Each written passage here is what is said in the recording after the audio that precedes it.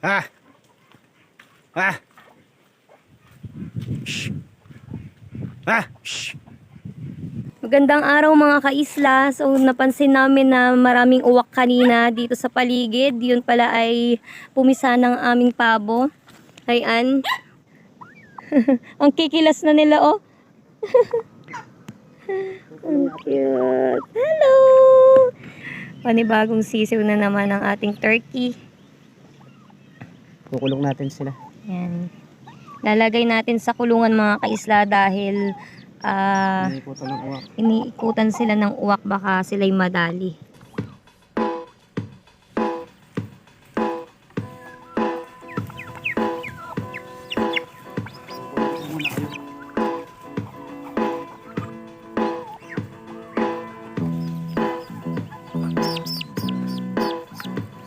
Halo.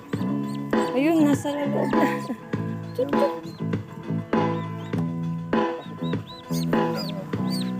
Ayan na mga kaisla, nilagay na namin sa kulungan dahil umaaligid yung mga uwak kanina. Akala ko yung mga manok yung inaaligidan nila.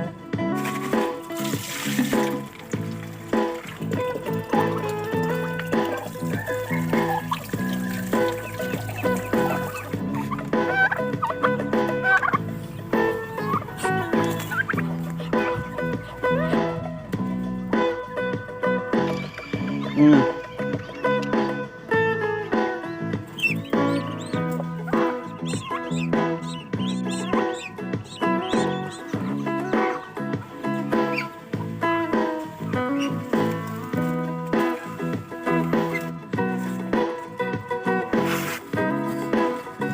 Yung nalilimliman niyang itlog mga kaisla ay ano, itlog yan ng pabo.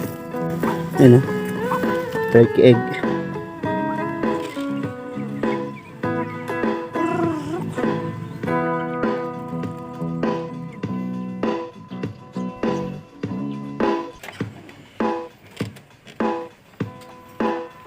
Mga gamit ko. Yan, ano to? Mga probiotics para sa mga alaga naming hayop. Yan. Yan, sisingawin ko sila. Yan. Kailangan kasi ito pinapasingaw.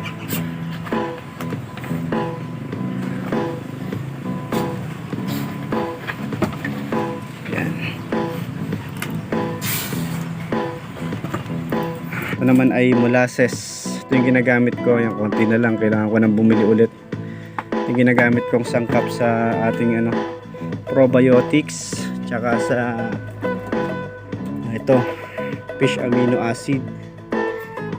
Tsaka ito, oriental herbs. Ito naman guys ay gawa sa mga ano, herbs. Yan. Ito yung ginagamit ko sa mga manok, sa pabo. Pagka yung parang may sipon sila. Probiotics para sa kanilang digestion. Yan. Susunod na video, pakita ko sa inyo kung paano to gawin.